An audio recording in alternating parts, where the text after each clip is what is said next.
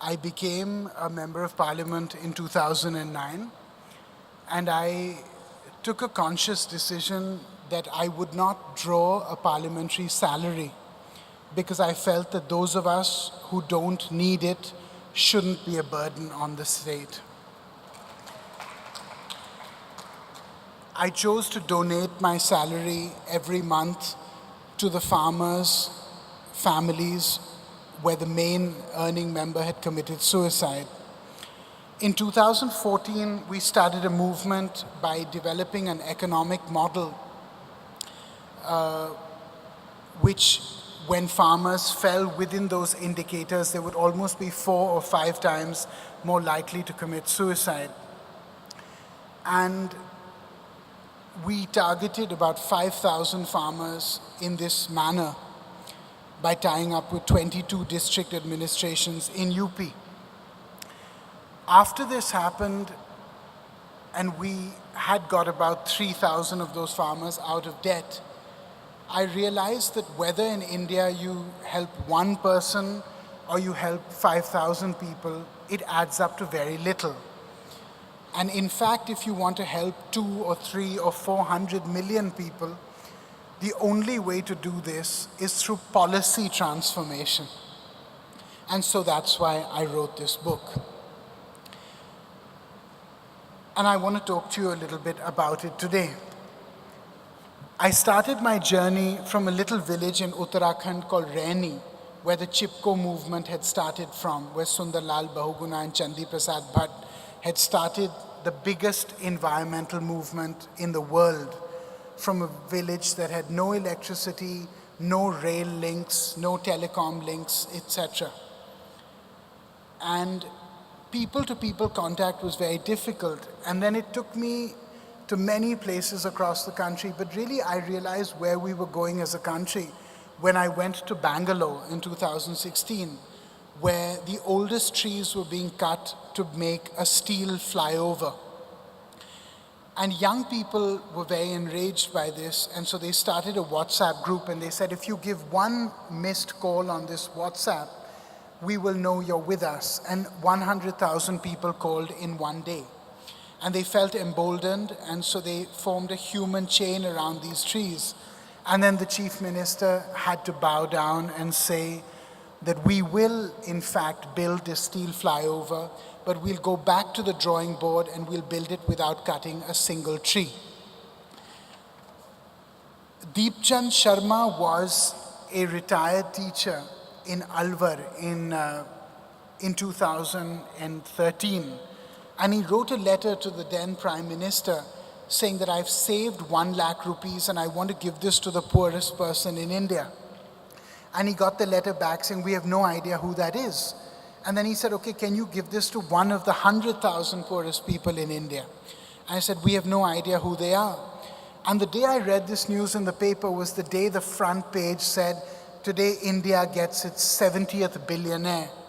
And I thought, in this vulgar celebration of conspicuous consumption, has the last man in society completely disappeared? And so this book talks about inequality almost right through the work. And I was in Maharashtra. I was studying inequality to do with water. And I went to Latur, where there was absolutely no water and people were leaving their villages. And the chief minister sent a water train with about 500,000 liters of water. And it was looted 16 times. And I was in Bombay that day to give a lecture at the university. And while I was driving there to Kalina, I saw a big hoarding saying Aquaria Grand, a building with 200 apartments and 200 full-size swimming pools.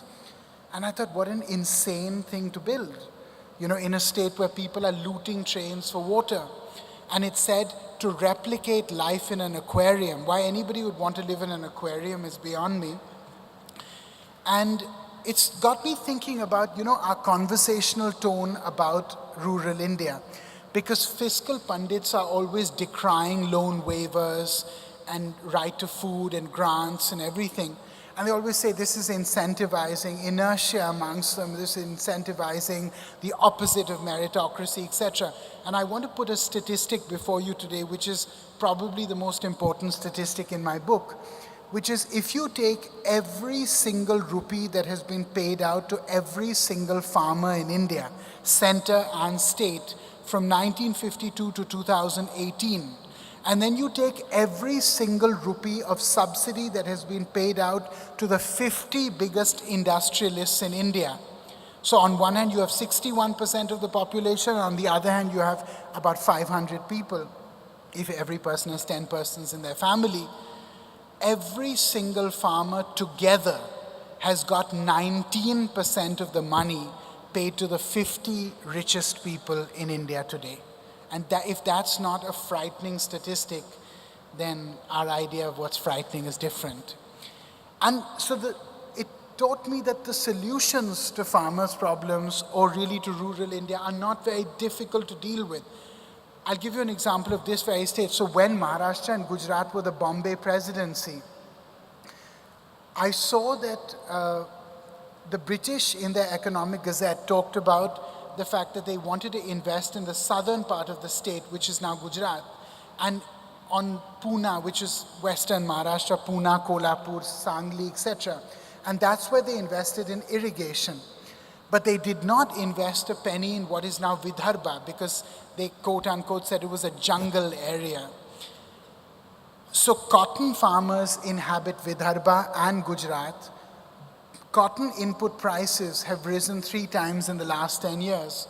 In Gujarat, farmers have been under stress, but they've sold to apparel, to handloom, etc. In Gujarat, they have 100% access to irrigation. In Vidarbha, they have 9% access to irrigation. One person has committed suicide every day for the last 8 years. So these are not very, very difficult problems. I was looking at how much farmers get for the end user price. So for instance, when you and I pay for an orange, a farmer in Vidarbha or in Madhya Pradesh or in Chhattisgarh gets 7% of the produce, right? And you look at any product, there's no product where they get more than 15% of the end user price. It's the lowest end user price index in the world, bar none. You know, and I just thought that was I took the example of a small township near Lucknow called Malihabad, which is famous for mangoes. And I found that UP produces 2,000 tons of mangoes a year and has done so for the last 15 years. But the storage capacity of mangoes in UP is 50 tons. So 60% of mangoes every year upon year rot. In fact, to give you a real statistic, of every fresh fruit that is produced in India, whether it's Himachal or Jammu and Kashmir or Uttarakhand or everywhere, 57% of all fresh fruit produced in India rots within 96 hours of post-harvest. 57%. If you consider the fact that there are 5 states in India, which, including the northeast and the extreme north, which live on fruit cultivation, just look at the destruction of farmer incomes right there. But really what led me to write this book was a belief that in our country, privilege perpetuates privilege. And I was in Harvard University, and I wrote them a letter saying, I will come on condition you just give me one answer. What percentage of people at Harvard University come from the top 1% income strata of America? And they answered me back, it was 65% come from the top 1%. And the bottom 3% of the university come from the bottom 25% of the American net median income, which to me was very strange. In India, probably the most sought after job for a middle class person is an IAS job because it's secure and prestigious. So I did an RTI on the people who serve now as the administrative service officials. And I always thought that they came from places like Rewa and Bhagalpur and Asansol Turns out not so much. So what is the statistic? 84% of all serving IAS, IPS, and IAFS officers in India have grown up in the 15 biggest cities of India, right? 83% of them attended private school. So it's just privilege perpetuating privilege, and this starts very early. So in India, we have 15.5 lakh schools, right? How many of them are CBSE, ICSE, and IB? Only 1.5%. All the rest of the schools in our country are state board, madarsa board, etc., 98.5%. So earlier today, I was speaking at IIT Bombay, and I sought information again before I went there 5 days ago. I was at IIM Ahmedabad. And what is the statistic? So 1.5% of all schools in India, as we said, are ISC, IB, and CBSE. And what percentage of IIM comes from those? 96%. What percent of IIT comes from those? 93%. Which means if you're not in that 1.5% of education window, the chances of your becoming anybody in India are almost zilch. And that I find very, very frightening. Everybody talks about NPAs, non-performing asset loans, right? So just education loans in this country are 70,000 crores today. 7,000 crores of education NPAs. So just middle class folks who put up their hand and say, right, we can't pay this loan right now. It's just too much. So 12 lakh people sit for the IIT exam every year. 11,000 people get in. Everybody else is stuck because to get into IIT, you take tuitions, right? And those tuitions cost you between 3 and 4 lakh rupees for those 2 years. And everybody says the government should invest more in education. But whichever government it is, right, if they could invest more, they probably would. You don't have a person sitting there saying, right, I will starve everybody of education. So what are the out-of-box solutions? So I thought of one which was a statistic really, which if you take every unemployed postgraduate in this country, right, every unemployed postgraduate, and you take just 10% of them. And if those people go for 1 year of their lives to a village and teach for free for 1 year, which is not really asking the moon of somebody, you will wipe out the fact that we have a lack of teachers in 1 day. And it's not rocket science. It's 10% of unemployed postgraduates. That's, and then what I did was, in my constituency, what we did was we took one village and we turned it from a school to being a school cum agri-business. So we said, learning by doing, studying and selling. And we started teaching them how to make stuff. And what did we find? That not only did the school rates go up for young children, but all the adults started coming to school as well because they realized they were incentivized by the fact that they would earn. So we have to look at non-formal forms of education as well, right? Because if we just say that, right, you're going to study in this old imperial method, when people have to send their kids out to work to feed them, nobody's going to do it, and that's what's been happening. We spend 300,000 crores in India on building schools under right to education, but really we've just built buildings. And we all know why politicians love to build stuff, so I don't want to go into that. So where are the jobs going to come from, right? The jobs are going to come from the innovation economy. I was in America over the summer and I had a chance to sit down and spend some time with Jeff Bezos. And I said to him that I wonder why Amazon came to India and was number 1 on day 1, right? You were 57 market share on day 1. And it's a weird kind of ecosystem. So how did that happen? And he said, look, we were number 1 on day 1, but it didn't quite work like we just came into India. For 8 years before we came into India, we did market research. And the market research taught us 3 things. 1, people have smartphones, but they're very cheap. So if you put a heavy app on it, the phone will crash and nobody will download it ever again. 2, the trading community in India is very strong, very united, and very vocal. So if this is seen as an assault on them, they will militate against this move and you'll be chucked out like Coca-Cola was chucked out in 1977. And the third is that because India has been colonized so much, the people are sort of against that. So if you have a system which seems like a foreign imposition, you will have people, not participating. So they did three interesting things. One is they launched the lightest app in the world that they have. Two, they've launched something which is the only system in the world where when Amazon sells something through your local corner shop, your Kirana store, the Kirana store owner gets 1% of the sale. It's the only system in the world. And three, they launched Amazon Tatkal, which is you and I can sell anything on Amazon with proof of verification within 30 minutes. So we're partners in their success. And I thought, this is interesting because this is innovation, right? It's using new ideas to build value for organizations. And then I started looking at innovation deeper in India. So I don't know, have any of you seen a show called Shark Tank? Some of you have seen it, right? So the first thing they ask you when you're asking for money from these billionaires is, do you have a utility or a design patent, right?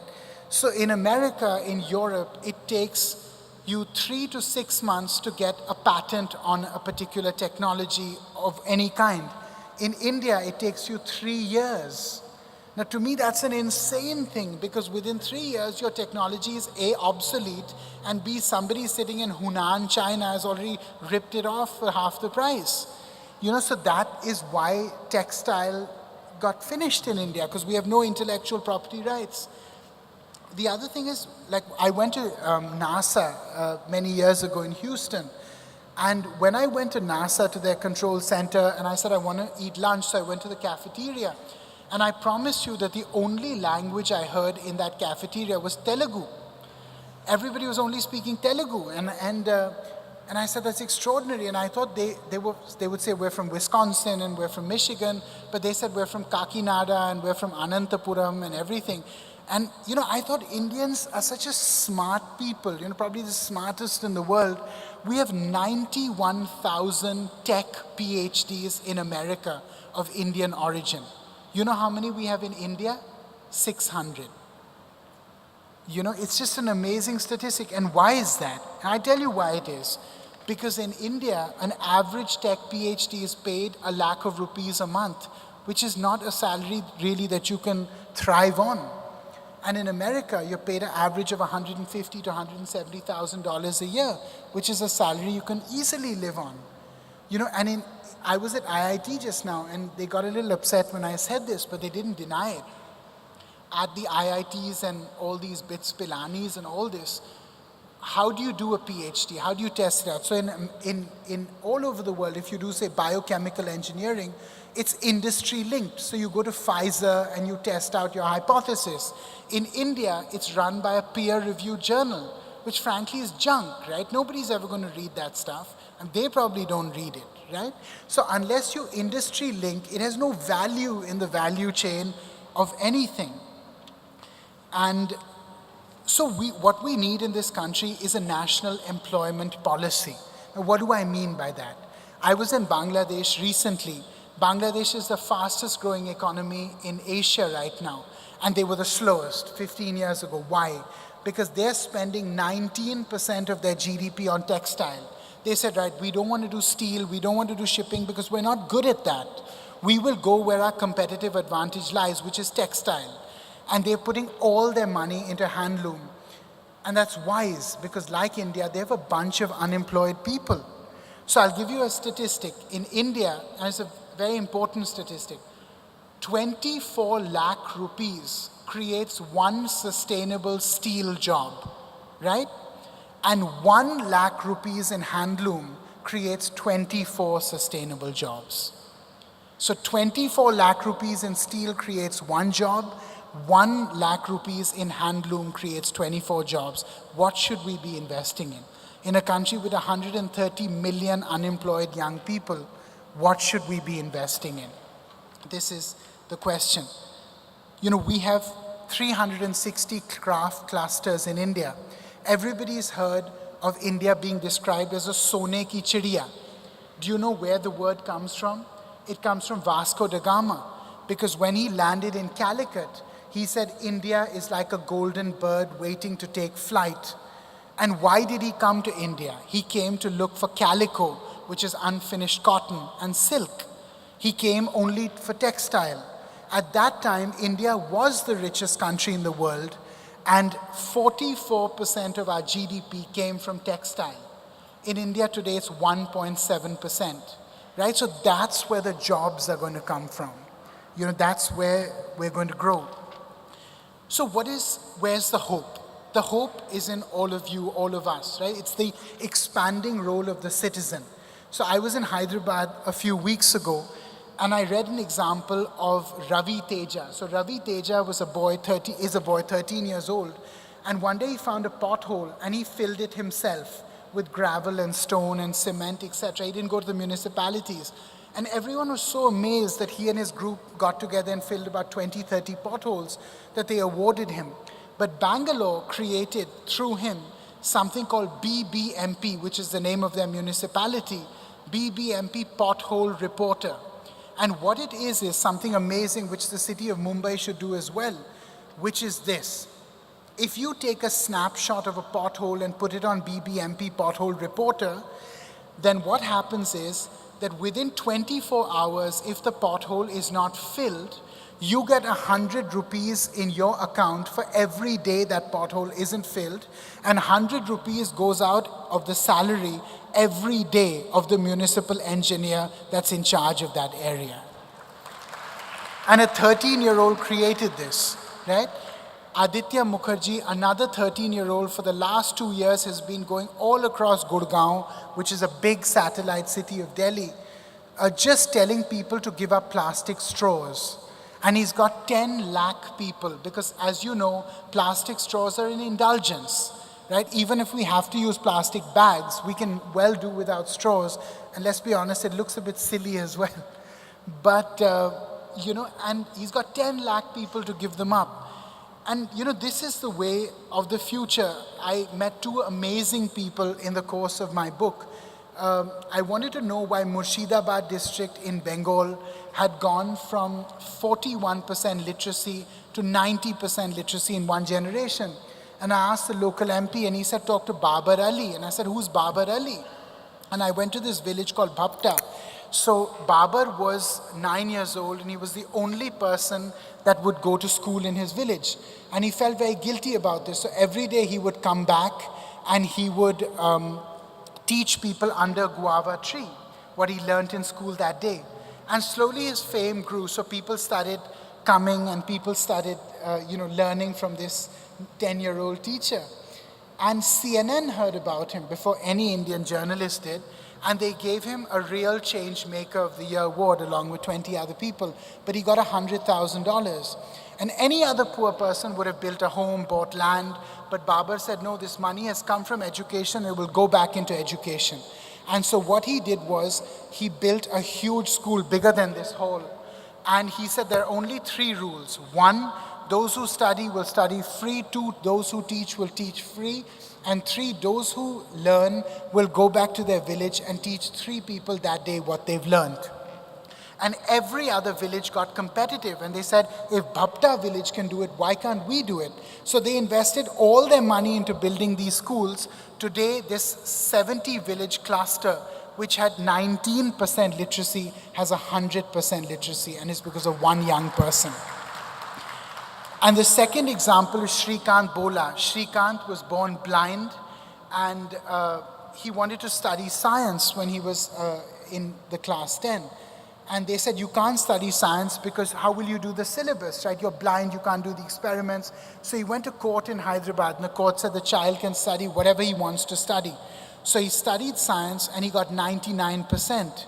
After that, he got into IIT Delhi, and they refused to take him because they said he's blind, so how will he walk to class? How will he go to the cafeteria?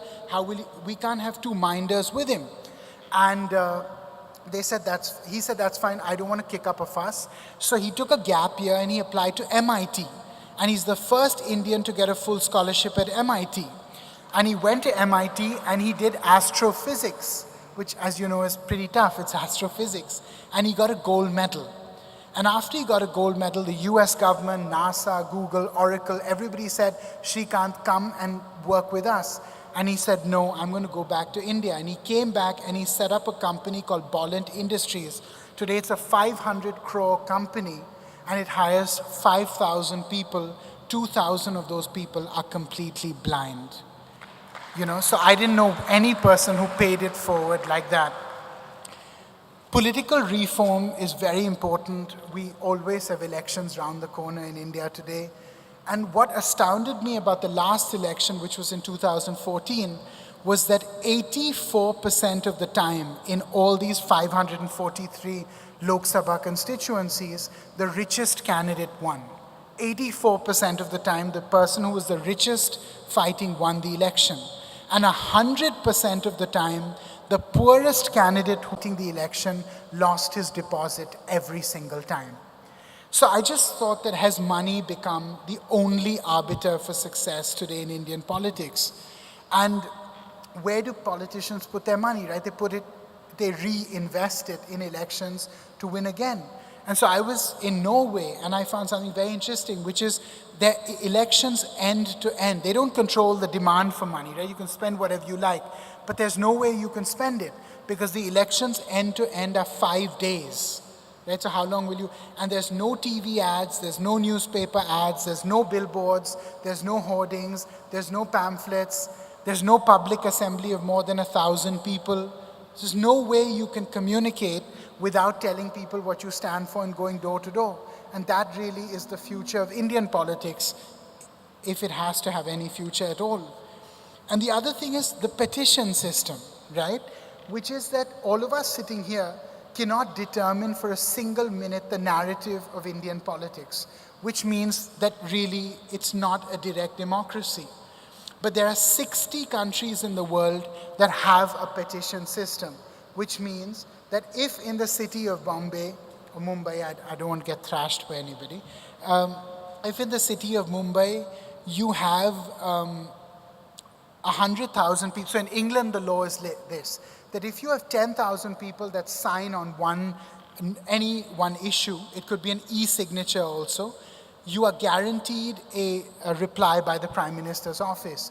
And if 100,000 people sign, you are guaranteed 1 hour discussion on the said issue in Parliament in the next session. We must have an issue like that in India coming up, right? Where people should have the right, if 100,000 people, like I'll give you an example, in the last Parliament session, I went up to the speaker and I said, Delhi is the most polluted city in the world. We have 15 of the 20 most polluted cities in the world in India. Why can't we have a discussion on this? And she said, it's not relevant. I have a daughter, she's 4. She goes to school every day wearing a mask. This is not the way we should be living. But in Parliament, they didn't deign it necessary to have 1 minute's discussion on this, right? So this is the kind of stuff that I'm interested in. We must build more direct democracy. And, this is what I want to say. And so I just want to end, by saying that the reason I wrote this book is because one day I was in Allahabad in UP, and we were doing a program to get people who are literally slaves, who've been enslaved, and their children are slaves. They are the property of another. So we had gone there to free them. And when we got the kids in the back of my Jeep, I gave them an apple. And the child looked at it, and I could see that he had never seen an apple before. So I thought that's okay because apples don't grow in that part of India. So I gave him a banana, right? And he looked at me and he said, in Hindi, he said, what on earth is this thing? How am I supposed to eat it? Because he started eating it with the chilka, with the peel, right? And I was a bit taken aback, and he was about 10 years old, but I have no idea of knowing how old he really was. And I was amazed that a child had never seen a banana, because, bananas grow pretty much everywhere. And then I realized that, the last man in India is really living a very different life than we could imagine. And the way to save them, the way to help them, is not unfortunately by helping one person at a time, because it'll take you about 5 lifetimes, but by effecting transformational change through policy. And that's why I wrote this book, and that's why I'm here before you today. Thank you for giving me this opportunity. I was told to keep it short, so I kept it very short. Are we done? Are there any questions? Yeah, the gentleman there. Welcome to Mumbai. Thank you. It was so nice to hear you. Thank you, sir. Mahatma Gandhi had said, Ruskin unto the last. Whatever policies which we have, they should benefit the remotest villager. Unfortunately, in the past 5 years, we see, I belong to Maharashtra. Farmers are committing suicide. No matter, Amitabh Bachchan has waived the loan in UP. I do not know who will waive the loan of farmers in UP. Today's paper, Arun Jaitley or somebody says that loan waiver is not the correct thing. One should transfer money to their account. But if they don't have water to grow crops, if they don't have water to... So the question is... Yeah. So could I have your views on... So I didn't really hear a question, but if you are talking about universal basic income, which is... I just spoke about that, but the short answer is get income. Okay, so I'll give you an example, right? So everybody talks about crop stubble burning, which is why North India is so polluted, because the farmers of Punjab, West UP, etc. are burning stubble. What are the economics of it? So it costs you 2,500 in a penalty for burning stubble, but it costs you 6,000 rupees to process it. So what are you going to do, right? So if we aggregate land, because marginal farming is failing, not collectivization, because that has communist, these things, but if everybody maintains the ownership of the land, but if we have large aggregate land ownership, then what will happen is the input costs per farmer will go down, and so they will start saving some money. So small land holdings translate into debt-ridden farmers. And just one thing, which is, we have a system of tenancy farming in most parts of India, right? It is illegal in the government of India since 1952. So tenancy farming means it's your land, it's my labor, and we split the profits, right? That's how 45% of Indians farm. But it's illegal, which I find incomprehensible. So what happens is they have no subsidy, they have no waiver, they have no access to institutional credit, etc. So they borrow money from the local money lender at exorbitant prices, which are usurious, and so they're always in debt. So policy changes are the key. Yeah, please. I can probably hear you. Okay, I can't hear you at all. You're an inspiration. So, political reforms are okay, but what about the implementation? For example, India... It's a great question, and I want to get more, so I think that's the question. Okay, so it's a great question. So I'll give you an example about why what you're saying is so important. So under Manrega, which you know what it is, there's a district in Punjab called Moga. So they decided that last year, that they would spend all the money in Manrega on farm-to-farm roads and farm-to-market roads. So they put all the money. 1 year later, somebody filed a PIL in Moga saying, wait a minute, all farm-to-farm roads and farm-to-market roads were already built in this district. So all that ended up happening was somebody put a little bit and stole all the money. So unless you have a very firm grip on what the people who are subjects of this policy really need, aspire to, what they're able to do, etc., and what they want, all policy is smoke and mirrors at the end of the day. So you're absolutely right. Yes, the gentleman right there. Very good evening, sir. It was a delight listening to your very refreshing voice. Thank you. I'm very delighted. The question is, the main problem which is afflicting the farmers and poverty is the MSP. And no amount of thinking which the government is doing, a solution seems to be in sight. Okay, I'll answer that question. So what's the solution? Okay, see, MSP in itself is not a panacea of all evil, because how many people buy on MSP? right? So for instance, APMCs, which are in Hindi called mandis, where farmers go to sell their produce, have 16% storage in India. So if they're 100% storage, so the average time that one farmer spends while selling his produce so that this country is food secure is 1.3 days, which means that if you go to any APMC, if you go to Lasalgaon near Nasik, the onion mandi of Maharashtra, what will you see? You will see kilometers of farmers at night sleeping on their produce, on their tractor trolleys, so that you and I can eat, right? And they get robbed of most of their produce simply because, as I said, the end user price is very different from what they get. So if you have 100% storage, nobody can give them the excuse that either you wait or you sell it to us for junk, or then we pass. So MSP is important, but so are a lot of institutions. Yes, the gentleman at the back. Farm loan waivers are an emergency procedure, and they are important at certain points. They are important. But the obvious other thing is that you give them institutional support the whole. I'll give you an example. So I took a group of people who were studying tech in Karnataka, and we went to from Kolar and Mandya to Banda, which is the poorest district in UP, where 60,000 people have migrated. And we gave them smartphones, and we said that what will happen is that you will get all these messages and videos, and you will learn new techniques of farming, etc., crop loan cycles, weather patterns going forward, fertilizer mix, etc. And they looked at me as if I was crazy, right? They said, we're not going to farm using a phone. You must be nuts.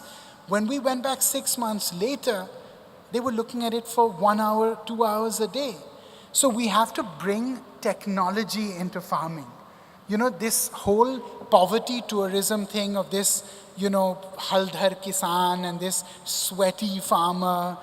You know, when you think of a farmer in India, you think of a middle-aged to elderly man with a white turban on his head, with a mustache and, you know, a sweaty brow. Congratulations, you've just seen a Doordarshan ad from the 1960s, you know. 56% of all farmers in India are women. Have you even ever heard of women farmers? No. Every time you think of a farmer, you think of a man. But every time you go to a field, all the people you see working in fields are women. You see men fighting the elections to become the village pradhan back at the village. Yes, please. Very scholarly looking gentleman in the front. Thank you for your Thank you, sir. wise suggestions. 1 second. There was this big farmers' agitation march in Delhi, Yeah. and they wanted they had a charter of demands. So we'll do it quickly. Yeah, the two main demands was that somehow indebtedness should go. Yeah. And the other one you mentioned, minimum price support. Yeah. Do you think a minimum universal income is the right way forward? Thank you. I think it is definitely one way forward. Madhya Pradesh has done this in Ali Rajpur district. They just gave people the money straight, and they found that a lot of savings took place because Indians inherently are people who like to save money, and that people invested it in non-farm income as well. So building their houses, building assets, building structures. So yeah, I think it's definitely one way forward. I'm supportive of it. I've written in favor of it. Yes, please. Yeah.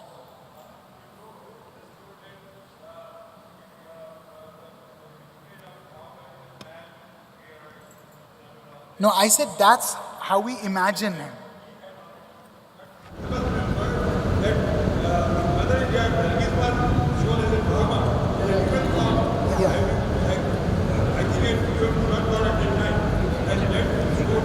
Those of you here from my time.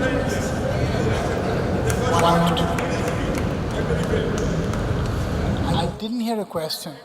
Look, the book I've written, okay. Thank you.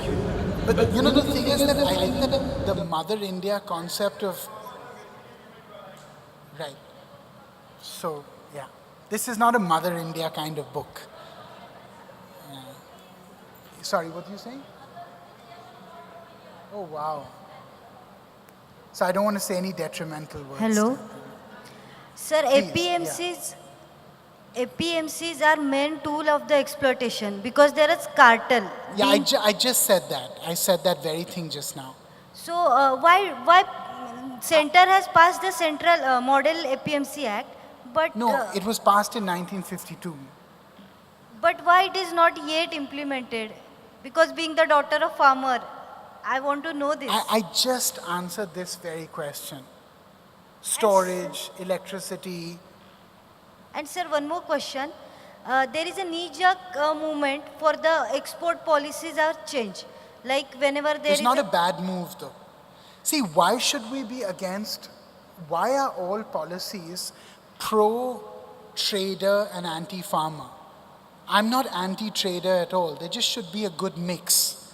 We must allow farmers to get rich as well. There's nothing wrong with a farmer driving around in an SUV, right? There's nothing wrong with a farmer's daughter getting married well. So we have to look at direct export as well. We can't all, do a subvention of prices every time. Yeah, the lady there. I'll just come to you in a second, ma'am. Yes. Mr. Gandhi, besides going into the prelude, I'll just come to the question. You said, you gave us these statistics, and it's obvious about our public system, public education failure. You said these are the things you're interested in. Does your party and your government share your interest in this, and are they taking steps towards this already? I didn't get the question. What? You said these are the things you're interested in. Has the party? Has your party and your government, does it share your interest in this? And is it taking notes on this? I represent only myself here. I don't represent anybody else. But I will say this, that at the end of the day, it's not about my party and your party. It's about us as a nation going from medievalism to postmodernism in a record time, and therefore having not built a civilization in between. So unless those pathways are created, we are going to have institutional checks and balances which don't map out. Yes, ma'am. Sorry, one last question and then... What do you think of the possibility of implementing the Garland Canal scheme? I'm sure you've heard of that. It's been taught in schools and written by Dinsha Dastur.